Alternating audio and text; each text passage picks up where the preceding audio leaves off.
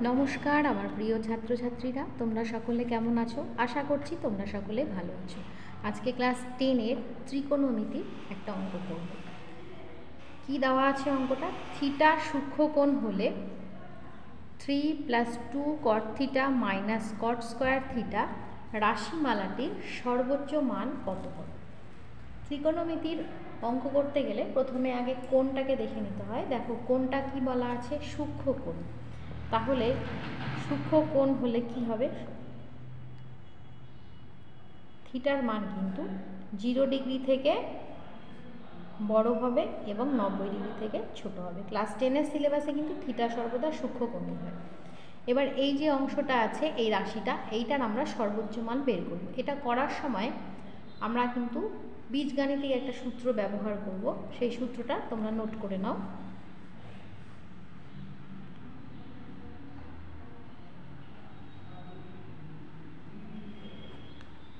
সূত্রটা হচ্ছে a square minus 2ab plus B square সমান a minus B whole square.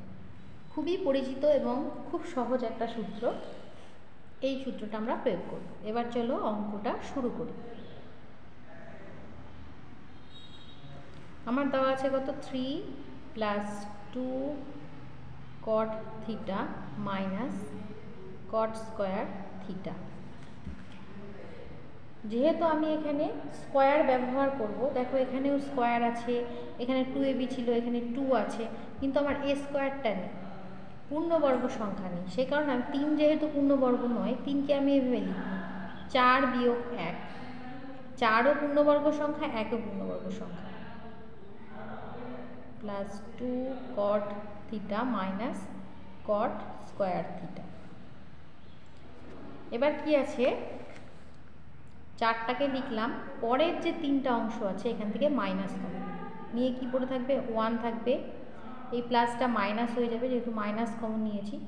2 cot theta, এই মাইনাসটা প্লাস হয়ে যাবে, মাইনাস যেহেতু কমন নিয়েছি, প্লাস cot স্কোয়ার থিটা সমান 4 মাইনাস, এবার দেখো 1কে লিখব 1 স্কোয়ার মাইনাস 2 cot থিটাকে লিখব 2 × 1 × cot theta plus cot theta তার হোল স্কোয়ার। দেখো এই যে এই আকারটা চলে এসছে আমার, a square minus 2ab plus B square. a বলতে এখানে 1 এবং b বলতে cot থিটা। তাহলে সূত্রটা কি হবে? a minus B whole square. এবার দেখো এটা তো পূর্ণবর্গ সংখ্যা, পূর্ণবর্গ সংখ্যা সর্বদা ধনাত্মক হয়।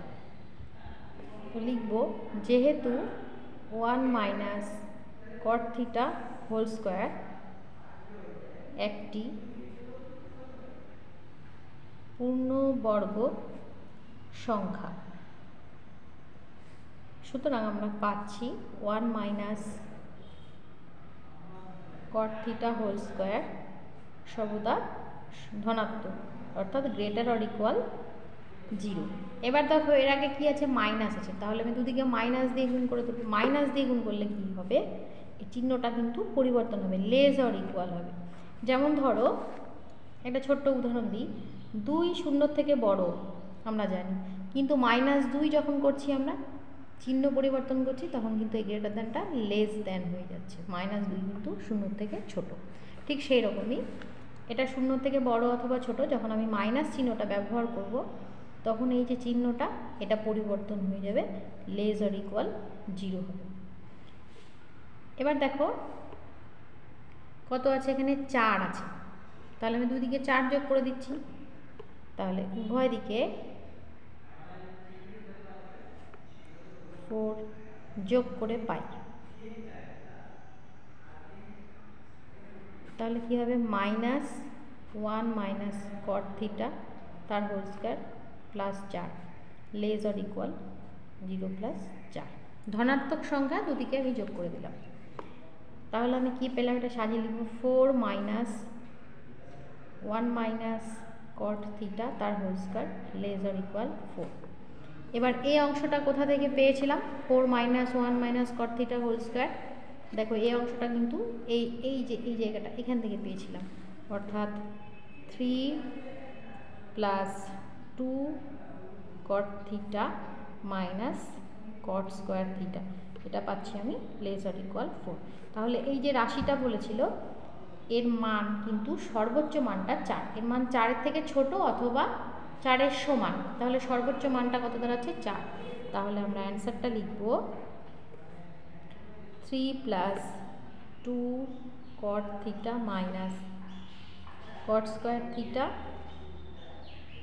এর বা এই রাশিমালাটি সর্বোচ্চ মান 4।